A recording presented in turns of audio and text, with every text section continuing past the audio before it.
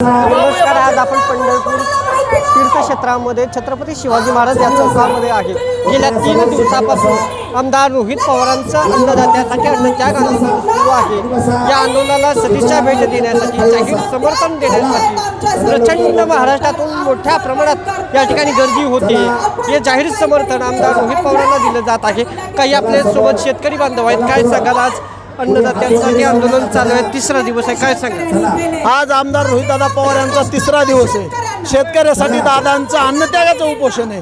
आज सगळ्या जगाचा तारणहार पंढरपूर पांडुरंग आहे. त्या पांडुरंगाच्या पायथ्याला दादांनी आज उपोषण ठेवलंय. खऱ्या अर्थानं ही महत्वाची गोष्ट आहे. आज खऱ्या अर्थानं शेतकरी हा दुष्काळात होरपळत आहे.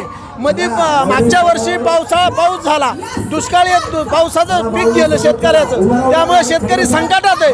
आणि अशा शेतकऱ्याला जर तुम्ही अशा चाचगाठी घालून, जर पीक कर्जाची चाचगाठ घालून शेतकरी त्यातनं वगळायचं काम करत असेल, त्यासाठी दादा अन्नत्यागाचं आंदोलन करतात. त्यासाठी सर्व आम्ही शेतकरी आज अख्ख्या देशातनं नव्हे तर पूर्ण जगातनं शेतकरी दादांना भेटायला येणार आहेत. शेतकरी हा जिव्हाळ्याचा प्रश्न आहे. अन्न खऱ्या अर्थाने जगाचा पोशिंदा हा शेतकरी आहे. मग जो शेतकरी जगाचा पोशिंदा आहे, त्या शेतकऱ्याला तुमच्या जाचगाठी कशामुळं? शेतकऱ्याला जाचगाठी कशामुळं? तुमच्या एखाद्या पिकाला भाव नसेल तरी शेतकरी ते पीक पिकवतो आणि तुम्हाला सर्वांना खाऊ घालण्याला काम करतो. मग अशा शेतकऱ्याला तुम्ही जाचगाठी घालता का? मन तुम्ही बाकीच्या बघा यंत्रणा सगळ्या गोष्टीच्या शेतकऱ्याला तुम्ही प्रत्येक गोष्टीत पिळवतात. आणि एक इथला पालकमंत्री कोण, जयकुमार गोरे, तो म्हणतो रोहित पवार इथं स्टंट करतो. अहो रोहित गोरे साहेब, तुम्ही 1 दिवस फक्त उपाशी राहून बघा. शेतकऱ्यासाठी 1च दिवस उपाशी राहा आणि मग बघा स्टंट कसा आहे. खऱ्या अर्थाने स्टंट असेल का? सोन्याचा चमचा घेऊन जो जन्माला आलाय तो व्यक्ती स्टंट करीत असतो का? अन्नत्याग करीत असतो का? अन्नत्यागासाठी त्याग करणाऱ्याला स्टंट म्हणतात. खरं ही सरकार खऱ्या अर्थाने सगळीकडे ईव्हीएम मशीनीच्या माध्यमातून येत आहे. त्यांना त्याची जाण राहिली नाही. त्यामुळे शेतकऱ्याची थट्टा करील, कोणत्या नेत्याची शेतकऱ्यासाठी जो उपासना बदल थट्टा करील, टंट करताय. तुम्ही 1 दिवस येऊन भेट द्या. 1च दिवस जयकुमार गोरेंना म्हणावं तुम्ही या ठिकाणी उपोषणाला बसा आणि अन्नत्याग करा. मग तुम्हाला खऱ्या अर्थाने कळन तुम्ही ज्या मुख्यमंत्री म्हणतायत की जाचकाठी नाही आहेत. असं तर सगळे मंत्री म्हणतात, सगळे भाजपचे मंत्री म्हणतात, आमदार म्हणतात जाचगाठी नाही तर आम्ही कर्जमाफी दिली. अहो कर्जमाफी द्यायची तर सरसकट द्या ना. 2019चा 17चा त्यातनं टाळायचा आहे. कुठं 30,000चे ज्याला पेमेंट असेल त्याला टाळायचंय, कुठं तुम्ही नोकरदार असेल त्याला टाळायचं. अहो शेतकरी ना, शेतकऱ्याला सरसकट कर्ज द्या, माफी द्या. कुठं तुम्ही आधी पैसे भरा, नंतर तुम्हाला 50,000 रुपये देतो. 2027 पर्यंत रेग्युलर राहा. म्हणजे 26 आले, 27ला सध्या रेग्युलर राहा, मग तुम्हाला 50,000 रुपये देतो. आमच्या शेतकऱ्याकडे पैसे असते तर तुमच्यापाशी भीक मागितलीच नसते ना. मग त्यासाठी तुम्ही देताना सरसकट द्या ना. ह्या सगळ्या जाचगाठी टाका. त्यामुळे रोहित दादांनी जे आंदोलन मांडलंय त्या पद्धतीने तुम्ही त्याच्या जाचगाठीमधल्या सगळ्या अटी कमी करा. आणि तुम्ही प्रशासनाला मी एक माध्यमातून सांगतोय, तुम्ही हे आंदोलन असं साधं घेऊ नका. तुम्ही आंदोलनाला साधं समजू नका. हे आंदोलन एकदम तीव्र होणार आहे. त्या टायमाला एकही आमदार, भाजप सरकारमधला एकही आमदार आणि मंत्री रस्त्यावर हिडू देणार नाही. ही शेतकऱ्यासाठी आंदोलन आहे. एकदा जर पद्धतीने असेल आंदोलन हे गावोगावी असेल, ज्या ठिकाणी सत्तेतला आमदार बाहेर निघाला त्याला जनता शेतकरी बाहेर निघून देणार नाही. मंत्र्यांच्या गाड्या हरवल्या जाणार नाही. येत्या तुमच्या पुढच्या महिन्यात पंढरपुराला यायचं आहे मुख्यमंत्र्याला. आषाढी वारी येते, मग त्याला कळेल आमचा शेतकरी काय आहे. आषाढी वारीला आल्यानंतर अहो या आषाढी वारीला आमचा शेतकरीच येतोय खऱ्या अर्थाने. मग येताना त्या टायमाला शेतकरी म्हणून येईन आणि ज्या टायमाला त्याच्या खांद्यावर हासूड असेल मग तेव्हा तुम्हाला कळेल कसा शेतकरी. त्यासाठी तुम्हाला आत्ताच सांगतो, आत्ताच प्रशासनाने यात दखल घेतली पाहिजे आणि या चाचगाठी काढल्या पाहिजे. जोपर्यंत चाचगाठी निघत नाही तोपर्यंत रोहित दादा हटणार नाही. आणि आमच्यासारखा सुशिक्षित बेरोजगार शेतकरी सध्या हटणार नाही. कायम आम्ही रोहित दादाच्या पाठीशी राहणार आहेत. रोहित दादांनी हा शेतकऱ्याचा जिव्हाळ्याचा प्रश्न घेतलाय. खऱ्या अर्थाने तुम्ही बघा, आपण सगळीकडे हिंडत असतो, हॉटेलमध्ये जेवत असताना बघा आपण जेवण करत असतो, वेगवेगळे पदार्थ खात असतो, पण त्याच्या मागे खरं कष्ट शेतकऱ्याचं असतं. ही विसरता कामा नये. त्यामुळे शेतकऱ्याला प्रत्येक व्यक्ती हा शेतकरी पाठिंबा देणार आहे. आज बघा बरेच लोक दादांना पाठिंबा देण्यासाठी येते. आज एवढ्या मोठ्या घराण्यातल्या माणूस शरद पवार साहेबांचा नातू आहे. त्याला काही घेणं नाही. उद्या कर्जमाफी झाली नसती तरी काही घेणं नव्हतं. पण आज तुमच्यासाठी खऱ्या अर्थाने शेतकऱ्यासाठी बसलाय, खऱ्या अर्थाने त्यांना जाण आहे. तुम्हाला अजून सांगतो, रोहितदादांनी नाशिकला कांद्याचं आंदोलन केलं होतं. त्याच्या आधी गेल्या पंचवार्षिकला नागपूर आपले पुणे ते नागपूर आपला संघर्ष यात्रा काढली होती. त्या संघर्ष यात्रा सध्या शेतकऱ्याचे मुद्दे होते, त्या संघर्ष यात्रेत बेरोजगारांचे मुद्दे होते, त्या संघर्ष यात्रेत कष्टकऱ्यांचे मुद्दे होते, त्या संघर्ष यात्रेत व्यापाऱ्यांचे मुद्दे होते. अशा पद्धतीने संघर्ष यात्रा म्हणजे दादांनी दरवेळेस आंदोलन करण्याचं काम केलं. अशा नेत्याच्या पाठीमागं खंबीरपणे अख्खा महाराष्ट्र उभा राहणार आहे. ह्यातच सांगतो, असा नेता बदल भेटणार नाही. त्यामुळे सर्व शेतकऱ्यांनी आणि आंदोलकांनी गावोगावी आपले तहसीलदार असेल, कृषी खातं असेल, या ठिकाणी रस्ता रोका असेल, निवेदन देणं असेल, हे करायला सुरुवात केली पाहिजे, असं माझं सर्वसामान्य शेतकऱ्याचं मत आहे. काय सांगाल, कुठून आलात? मी सांगली जिल्ह्यातील कवठेमंकाळ तालुका तालुक्यातील टालेवाडी या गावातून ग्रामपंचायत सदस्य नेताजी चव्हाण बोलत आहे. रोहितदादाच्या आंदोलनाला आमच्या गावाकडून पूर्ण पाठिंबा आहे. त्यासाठी मी रोहितदादांना भेटण्यासाठी आलेलो आहे. भेट झाली का दादांशी? दादांशी भेट झाली? दादांशी बोलता आलं नाही, आता जाणार आहे दादांना भेटण्यासाठी.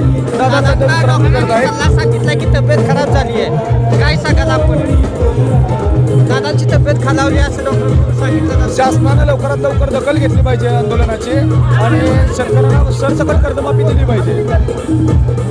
दादा आपण पंढरपूर इथं आलो, पंढरपूर आलो. रोहितदादांना भेटलात का आपण? भेटलो रोहितदादा. काय म्हणजे रोहितदादा? उपोषण चालू राहणार. जोपर्यंत सरकार आपल्या अटी मान्य करत नाही तोपर्यंत उपोषण चालू राहणार. आणि रोहितदादाला जोपर्यंत उपोषण चालू राहणार तोपर्यंत शेतकऱ्यांचा, सर्व शेतकऱ्यांचा, सर्व समाज बांधवांचा, सर्व तरुण पिढींचा पाठिंबा राहणार आहे. आज सरकार आपलं उद्योजकाला कर्ज माफ करत, सरसकट उद्योगाचं कोट्याच्या 33,000 कोटी उद्योगाचं कर्ज माफ करत, शेतकऱ्यांचं साधं निकष लावतं, शेतकऱ्यांचं कर्ज माफ करत नाही. ह्या नालायक सरकारला जाग आणण्यासाठी आज रोहितदादांनी उपोषण केलेलं आहे. रोहितदादा या उपोषणाला पाठिंबा आमचा सर्व शेतकरी बांधवांचा राहणार आहे. 2 लाखापर्यंत सरसकट कर्जमाफी झाली पाहिजे. हे काय करतात ती माफ झाली पाहिजे. आम्ही जामखेड तालुक्यातून आलो. दादांसोबत आहात का? हो, दादासोबत आहोत आम्ही. दादा आपले सत्तास्थानाचे पांडुरंग आहे का? दादा आपला पांडुरंग आहे सत्तास्थान. काय सांगाल आपण या सत्ताच्या निमित्तानं? मी लोहा तालुका नांदेड जिल्हा येथून आलेला आहे आणि अन्नदात्यासाठी अन्नत्याग हे जे रोहितदादा पवारांनी उपोषण सुरू केलेलं आहे, हे शेतकऱ्याच्या दृष्टीनं अत्यंत महत्त्वाचं असं उपोषण आहे. आज शेतकरी सर्व बाजूनी नाडला गेलेला आहे. वेळोवेळी सरकार हे सत्ताधारी पक्षाचं सरकार 7-12 कोरा करू म्हणून सांगतंय आणि वेगवेगळ्या अटी टाकून शेतकऱ्यांना कर्ज माफीपासून वंचित ठेवण्याचा प्रयत्न करत आहे. असं होतं का? हे जर सरकारनं केलं, शेतकऱ्याच्या या प्रश्नाकडे लक्ष नाही दिलं, त्यांनी कर्जमाफी नाही केली तर पुढचा काळ या सरकारसाठी फार अवघड जाईल. आज सबंध शेतकऱ्याच्या मनामध्ये असंतोष धुमसतो आहे. आज राग आहे त्यांच्यामध्ये, सरकारविषयी चीड आहे आणि ही चीड, हा राग येत्या पुढच्या काळामध्ये शेतकरी व्यक्त करतील तेव्हा कळता सरकारला पळता भुईस थोडी होईल. म्हणून शासनाने लवकरात लवकर शेतकऱ्यांच्या सरसकट कर्जमाफीचा निर्णय घ्यावा आणि शेतकऱ्यांना कर्जमुक्त करावं. सरकारने लवकरात लवकर कर्जमाफी करावी, अन्यथा आंदोलन तीव्र स्वरूपाचे होईल. ताबडतोब निर्णय घ्यावा. संतप्त शेतकऱ्यांमधून तीव्र आंदोलनाची दिशा ठरवली जाते, काय सांगाल आपण? तीव्र आंदोलन केलं जाईल असं सांगितलं जातं.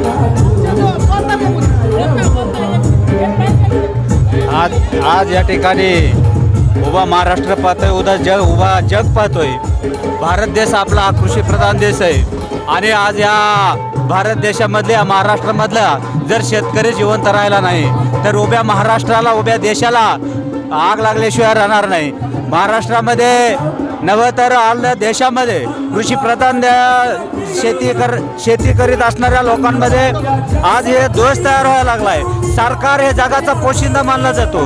सरकारने या शेतकऱ्याला वाचवलं पाहिजे, पण सरकार वाचवायला तयार नाहीये.